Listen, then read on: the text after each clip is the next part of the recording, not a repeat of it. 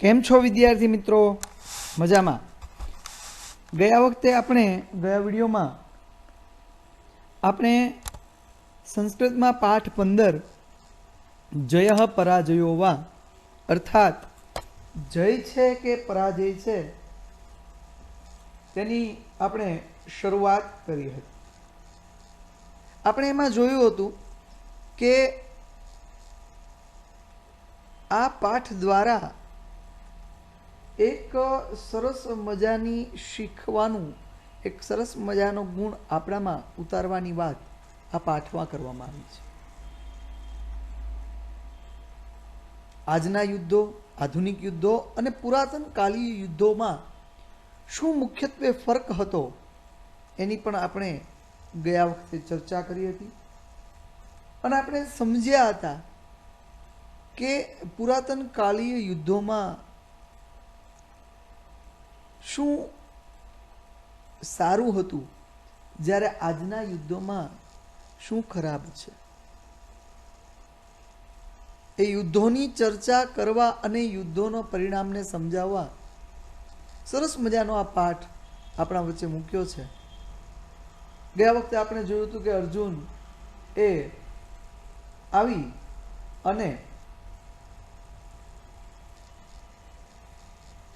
અર્જુન ધરતી પર આવે છે અને એક જનસમૂહને વિજયોત્સવ મનાવતા જોઈ પોતે પોતાના મહાભારત કાળના વિજયને યાદ કરે છે. વિજય ઉત્સવ ઉજવતા એ જનસમૂહ પોતે એને પોતાનામાં સામેલ કરી દે છે અને ત્યારે અર્જુન પણ ખુશ થઈ અને એમાં સામેલ થઈ જાય છે. અને ત્યારબાદ શું થાય છે એની વાત આપણે આજે કરવાની છે. ત્યારબાદ અર્જુન એ કશ્ચિત કાલાનંતરમ થોડા સમય પછી સહ તૃષામ અનુભૂતવાન તે અર્જુન તૃષા એટલે કે તરસનો અનુભવ કર્યો. થોડા સમય પછી અર્જુનને તરસ લાગી, તરસનો અનુભવ કર્યો એટલે અભ્યાગતેન તેન, અભ્યાગતનો અર્થ થાય છે મહેમાન. અર્જુને મહેમાન હતો ત્યાં એટલા માટે અહીંયા એનું અભ્યાગત એવું સંબોધન કર્યું છે. અભ્યાગતેન તેન, અભ્યાગત એવા તેણે અશ્વ એકો યાચિત, તે સંધિ છે ધ્યાનમાં લેજો. એકો યાચિત, એકઃ યાચિત, એકઃ અશ્વ યાચિત, એક અશ્વ માંગ્યો. યાચિતનો અર્થ થાય છે માંગ્યો. તેણે એક ઘોડો માંગ્યો.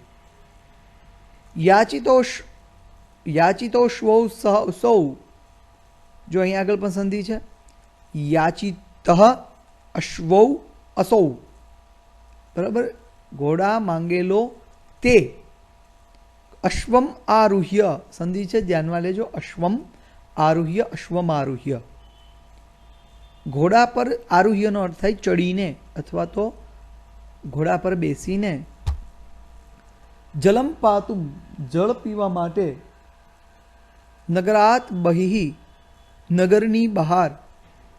સ્થિતમ એકમ, ત્યાં આગળ સંધિ ધ્યાનમાં લેજો. સ્થિતમ એકમ, સ્થિત એવું, બહાર રહેલું એવું. પરિચિત પૂર્વમ, પહેલા પરિચયમાં આવેલું. સરોવરમ ગતવાન, સરોવરમાં જાય છે. તત્ર યદા સહ જલપાનાય ઉદ્યુતો ભવતી, ત્યાં તે જ્યારે તે જળ પીવા માટે ઉદ્યુત એટલે કે તૈયાર થાય છે. તદા ત્યારે કસ્યચિત પુરુષસ્ય, કોઈ એક માણસનો, પુરુષનો ધ્વનિમ શ્રુતવાન, અવાજ સાંભળ્યો. મહાશય, હે મહાશય. સગરમ ઇદમ જલમ, ઇદમ એટલે આ, જલમ પાણી, સગરમ, સગરમ એટલે કે ઝેરી છે. આ પાણી ઝેરી છે. અધુના અપેયમ અસ્તિ, સંધિ છે ધ્યાનમાં લેજો. અધુના એટલે અત્યારે, અપેયમ અસ્તિ, અપેય એટલે પીવા લાયક નહીં હોય તેને અપેય કહેવાય. અપેયમ અસ્તિ, અત્યારે પીવા લાયક નથી. અર્જુન સાશ્ચર્યમ તમ અદ્રષ્ટપૂર્વમ પુરુષમ પૃચ્છતિ. અર્જુન સાશ્ચર્યમ આશ્ચર્ય સાથે તમ અદ્રષ્ટપૂર્વમ સંધિ છે, ધ્યાન લેજો. તમ અદ્રષ્ટપૂર્વમ છે ત્યાં તમ અદ્રષ્ટપૂર્વમ છે, ત્યાં આગળ તમ અદ્રષ્ટપૂર્વમ એવું થશે. તમ અદ્રષ્ટપૂર્વમ પુરુષમ પૃચ્છતિ, તે પહેલા ન જોયેલા પુરુષને પૂછે છે. કથમિદમ સગરમ જલમ. સંધિ છે, કથમ એટલે કેમ, ઇદમ આ, સગરમ જલમ આ પાણી, સગરમ એટલે ઝેરી છે, કેમ આ પાણી ઝેરી છે. પ્રકૃતિ નિર્મિતા સરોવરા તું, પ્રકૃતિ દ્વારા નિર્મિત કુદરતી રીતે નિર્માણ પામેલા એવા સરોવરો સદૈવ સર્વદૈવ સદાય માટે પેયજલાહ એવ ભવંતી ઇતિ, પીવાલાયક પાણીવાળા જ હોય છે, તો આ કેમ પીવાલાયક નથી. ભવંતી ઇતિ ત્યાં સંધિ છે, ભવંતી ઇતિ એવું અર્જુન પૂછે છે. ત્યારે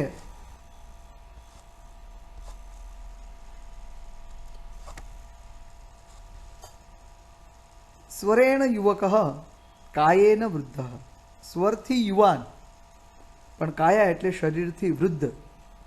ઇવ કશ્ચિત એવો કોઈ ભગ્નદંત ભાંગેલા દાંત વાળો, ધવલકેશ ધોળા વાળવાળો, સદંડ દંડ સાથેનો, એક જન એક માણસ, અર્જુનસ્ય સમીપમ આગતવાન અર્જુનની પાસે આવ્યો.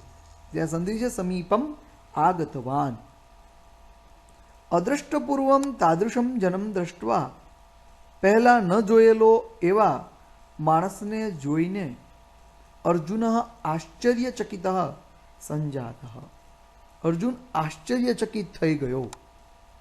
મહાભારત કાલિકાન સ્થૂલકાયાન, મહાભારત કાળના સ્થૂળ કાયાવાળા, બલિષ્ઠાન અને બળવાળા, જનાન સ્મરણ માણસોને સંભાળીને, સહ કષ્ટમપી તેણે દુઃખ પણ અનુભવ્યું. કષ્ટ અનુભવ્યું એટલે દુઃખ પણ અનુભવે છે અથવા અનુભવ્યું.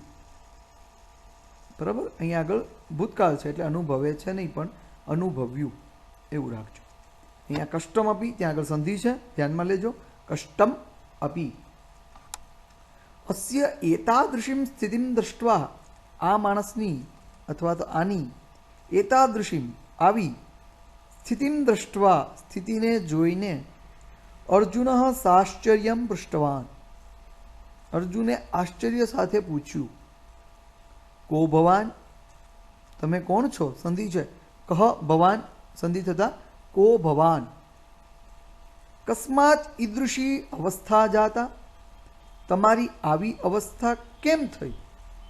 હવે આવો માણસ કોઈ જોઈએ કે સ્વરથી યુવાન હોય, શરીરથી વૃદ્ધ હોય, એવો બળ વગરનો માણસ જોવા મળે ત્યારે અર્જુનને પોતાના મહાભારત કાળના સ્થૂળ કાયાવાળા, સ્થૂળનો અર્થ અહીંયા આગળ આમ તો જાડું એવું થાય, પણ અહીંયા આગળ જાડો અર્થ ન લેવો. સ્થૂળ કાયા એટલે અહીંયા આગળ ભરાવદાર શરીરવાળા અને બળવાળા પુરુષોને યાદ કરે છે અને દુઃખ અનુભવે છે કે આજના માણસોની આવી પરિસ્થિતિ છે. આજે આપણે જોઈએ છીએ કે ઘણી બધી પરિસ્થિતિઓ બદલાતી ગઈ છે અને આજે આપણે આપણા કદાચ પૂર્વજો એટલે કે આપણા દાદા દાદી સુધીની પેઢીમાં જોઈએ અને પૂછીએ ને તો પણ દાદા દાદી એમ જ કહેતા હોય કે ખાવાનું સાચું નથી રહ્યું, જમવાનું ભોજન છે હવે સાચું નથી રહ્યું. શું કામ આવું કહે છે? કારણ કે માણસના શરીર છે ને એ માત્ર દેખાવના જ બળશાળી દેખાય છે પણ બળ સાચું એનામાં હોતું નથી. તો આવી પરિસ્થિતિ કેમ થઈ ગઈ છે? શું આની પાછળનું કારણ છે? અને અર્જુને પણ જોયેલા પુરુષની સ્થિતિ કેમ આવી છે એની ચર્ચા હવે જ્યારે આપણે મળીશું ને ત્યારે આની પછીના વિડીયોમાં આની ચર્ચા કરીશું. આજે અહીંયા સુધી રાખીએ. આજનું તમારું હોમવર્ક જે બે ફકરા ચાલ્યા છે બંને ફકરા તમારે લખી અને એનું ભાષાંતર લખી દેવાનું. એ આજનું તમારું હોમવર્ક. અસ્તુ. જય હિન્દ, જય ભારત.